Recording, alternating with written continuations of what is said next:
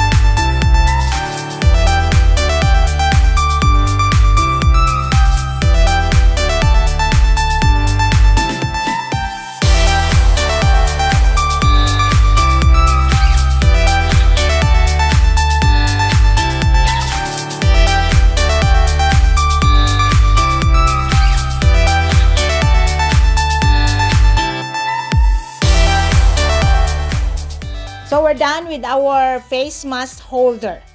So this is it. And look at, you can see here at the back with 2 buttons at the back. And then this is our face mask. Yeah, it's so easy to make. So we just make this through hand sewing. So no sewing machine needed. So okay guys, as for this time, I am so happy and thankful to the Lord that all places now starting to reopen. Businesses, establishments, and starting to open churches, starting to reopen. So I really thank the Lord and grateful about it. So I still believe and claim that God is still in control of everything. I would like to say a shout out to ALVIN Monteza. Thank you so much for the idea of this face mask holder. And this is all for the men's edition, and also for ladies and for women's and for all the non-headband wearing population. So easy and simple. So that's all for this video guys. Please don't forget to like, share, comment below, and subscribe to Mama Quata's channel. Bye for now. God bless you all. I love you guys. Bye.